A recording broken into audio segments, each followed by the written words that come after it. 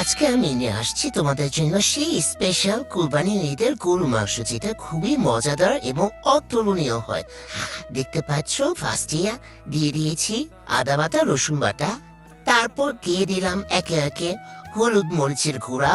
তারপর হলুদ মরিচের গুঁড়া দেওয়ার পর সেখানে দিয়ে দিলাম ধনিয়া গুঁড়া। ধনিয়া গুঁড়া দেওয়ার পর সেখানে মরিচের গুঁড়া আবার একটু দিয়ে, তারপর এর মধ্যে তেল দিতে হবে, সয়াবিন তেল। সয়াবিন তেল দেওয়ার পর এটা ভালো মতো মাখিয়ে নিতে হবে। মাখিয়ে নিয়ে দেওয়ার পর, ও আচ্ছা, আমার মনে পড়লো যে জিরা গুঁড়োটা দেওয়া হয়নি। এখন দিয়ে দিলাম ভালো মতন জিরা গুঁড়া। জিরা গুঁড়োটা দেওয়ার পর চুলায় বসিয়ে দিলাম, ঠিক আছে।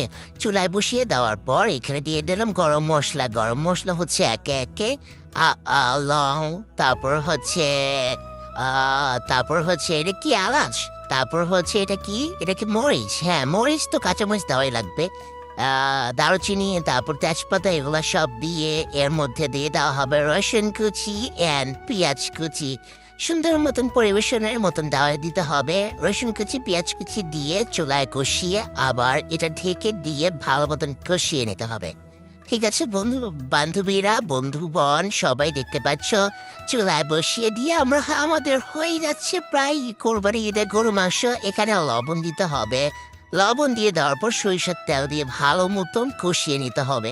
কষিয়ে নিয়ে বাই। দেওয়ার পর সেই হয়ে গেল আমাদের মুখরোচক, খুবই লোভনীয় গরুর মাংস। তারপর লাড়াচাড়া দিতে দিতে কোরবানি এই গরু মাংসের মধ্যে আমরা দিয়ে দিলাম আলু।